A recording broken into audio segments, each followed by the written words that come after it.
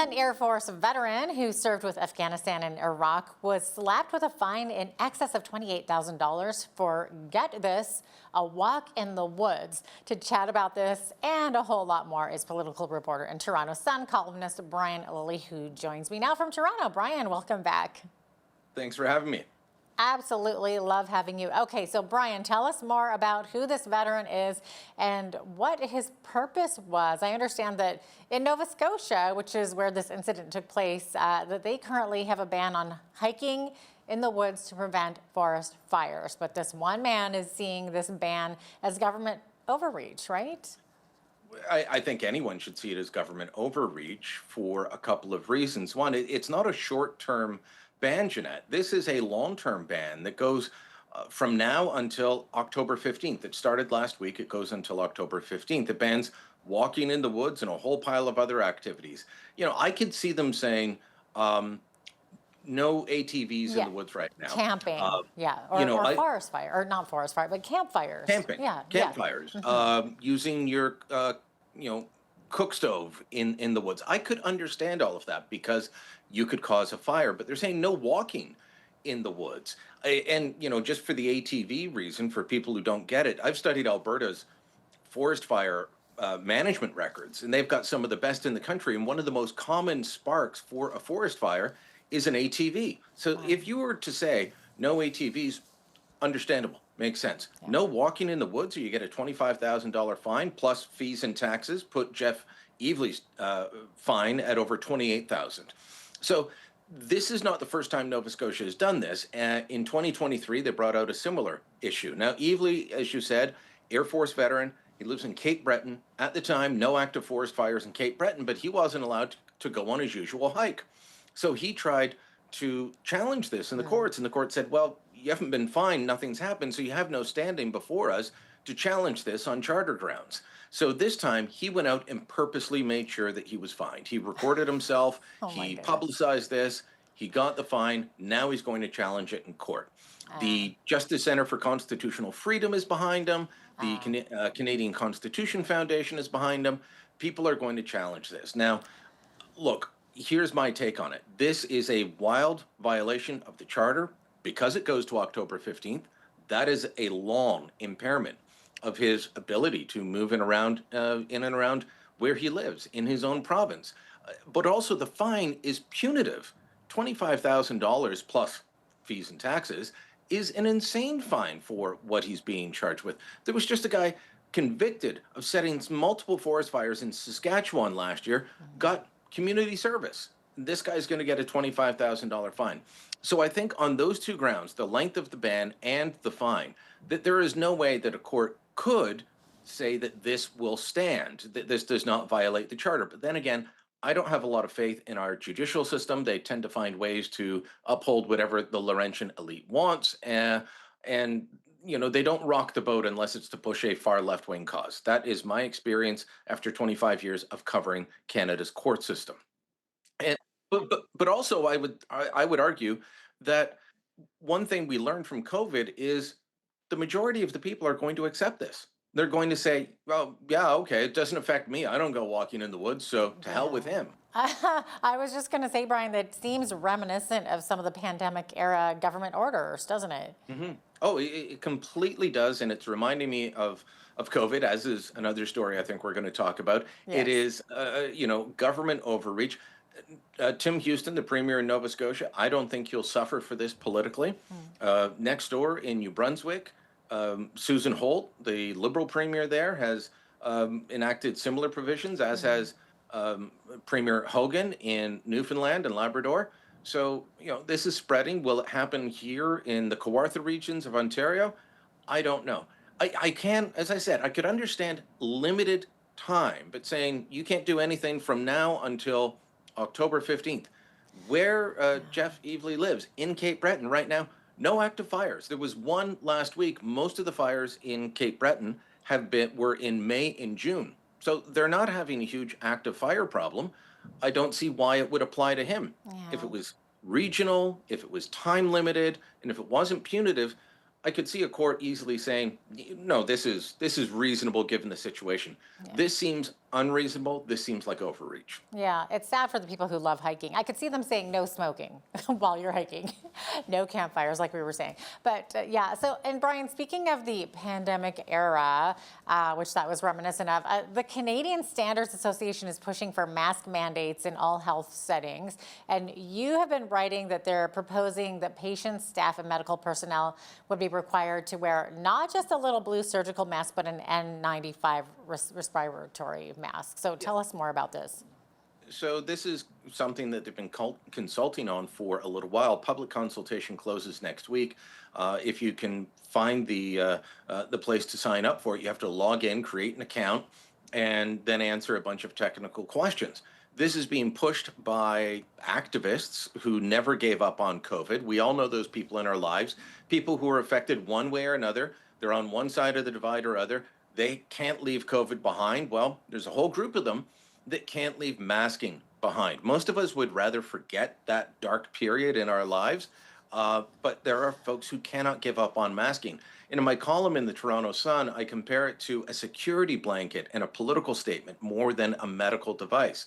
One of the people who's behind this will be well known to many in your audience because he's a Calgary-based doctor who was all over the Alberta media. His name's Joe Vipond.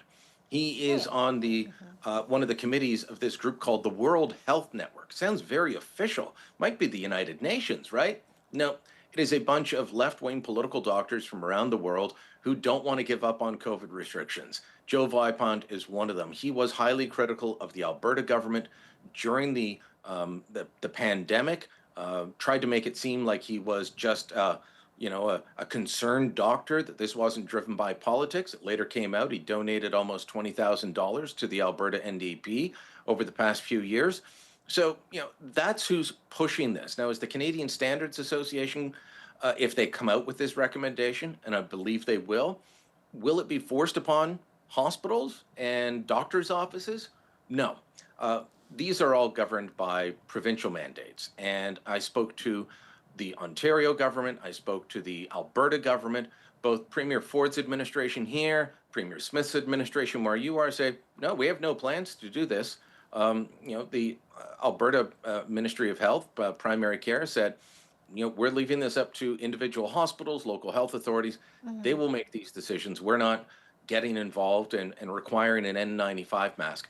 But if the CSA comes out with this, there will be pressure. But I've already heard from a number of infectious disease specialists. Some of them would be names that you'd know from the pandemic, and they're all saying, no, this is not necessary. This is crazy. We'll see who comes public over the next few weeks, but this is not a necessary medical intervention. This is politics masquerading as science. And Brian, do you know, would they be expected to wear it all day long or just when they step in to see patients? Do you know the details behind that? All day. All day. All day. So there is a portion of this recommendation that says there will be exempt zones, like where, you've got the administrative area of the hospital and patients don't go there. That could be exempt. Well, the activists at places like Do No Harm, a group out of British Columbia that's supporting this, they want the exempt zones either shrunk or gone altogether. I think the World Health Network does as well. So a doctor, a nurse, a janitor that goes into work at your local hospital, or the staff at your local doctor's office, because this would apply there as well. Like the receptionist, those people. Oh, okay. Yeah, the receptionist, the staff nurse, your general practitioner, family doctor, they would have to be in an N95 mask all day. And when you step into those settings for treatment, you would have to be in an N95 mask the whole time. So the patient, Why? The patient as well. Yes. Ah, okay. Interesting. It's funny. I see my doctor socially. Yes. If they brought this in, I'd have to wear an N95 mask to go see him, and then we go out for a bite, and we wouldn't be wearing masks. Where's the protection? Okay. We'll have to see what happens there. Brian, moving on here. So Prime Minister Mark Carney has said that he wants to cut the size of the federal public service, and a new poll shows that most Canadians support that idea. So tell me more about that. This is a poll commissioned by the Canadian Taxpayers Federation, conducted by Leger, very reputable polling firm. And they found that more than half of Canadians were willing to say, yes, the public service needs to be cut. And I think they were presented with some facts and figures on how much it's grown over the years. It's grown by tens of thousands since Trudeau took office in late 2015. Um, and another question they asked was, do you think that your public services have improved since 2016 when the size of the public service began to ramp up? And people said no. So this really does help Prime Minister Mark Carney with his goal to reduce the size of the public service. Now, he never campaigned on this, by the way. Pierre Poilievre did. He said that he would, for every 3 people that left, either they quit and moved to another job or they retired, for every 3 people that left, he would only replace 2 of them. That's a very slow moving way of reducing the public service through attrition. Very mild mannered way to do it, but that was Poilievre's plan.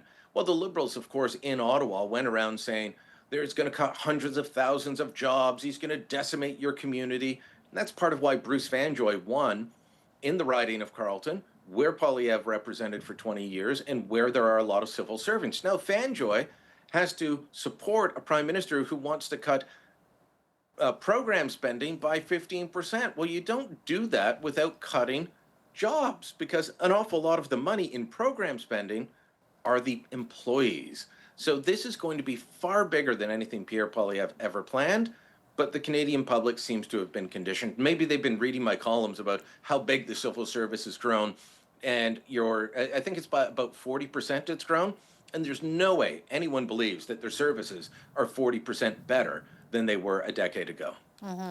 Speaking of Poilievre here, so Brian, you have argued that since January, Canada needs a response to more than just Trump's tariffs, that we need a response to his attempts to change the economic fundamentals in North America. And last week, Conservative leader Pierre Poilievre released proposed legislation that you say could do just that. So what is in that proposal? Well, it's called the Canadian Sovereignty Act, and another sovereignty act. That's what we need in this country. We've got one in Alberta, we've got one in Quebec, we've got one federally. But this one is different. This is not about breaking up the country or keeping the country together or defending against other parts of the country. This is about unleashing Canada's economy. And he would do several things that are on Premier Danielle Smith's wish list. Repeal Bill C-69, repeal the West Coast tanker ban, get rid of the emissions cap on the oil and gas industry, get rid of the EV mandate on electric vehicles, which I know I hear from your viewers, Jeanette. I hear from them. They don't like the EVs and they don't like all that money going on Ontario. That may disappear soon, even though the plants are opening. But the industry here in Ontario has told the Carney government, you've got to get rid of this EV mandate or it will kill us. So all of these things are in there. And what's interesting is Pierre Poilievre introduced this at a industrial location in Alberta near the riding that he's trying to win. And he didn't just say, we've got the best ideas and the Liberals stink. He encouraged Prime Minister Mark Carney to either vote with him or steal his ideas when Parliament resumes. And if Mark Carney's smart, he would do that. Now, I do think Mark Carney is smart, but I also do think he has an ideological bent that won't allow him to go as far as Poilievre is going.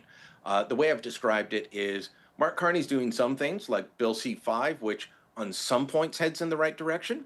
But, Carney is like the student trying to do just enough to get a passing grade. I don't know about you, but in high school, Jeanette, there were classes where I was just, get me to the 51, right? Get me that 51, I can get the credit and I can move on. It feels like Carney's that student. High achiever. Instead of that student, like I was in history, so, I stunk at physics and things like that. But in history, I'd get 85%. Poilievre feels like the kid going for an A plus. And Carney feels like he's trying to do just enough to move us over. He keeps blaming Trump. Yes, tariffs with Trump and trade issues there are a problem. But you can't just mildly unleash the economy. You've got to unleash it if you really want to compete. And you've got to stop picking fights with other countries if you say you're going to expand trade with other people. Political reporter and Toronto Sun columnist Brian Lilley, thanks so much for your time today. Appreciate it. Thanks for having me.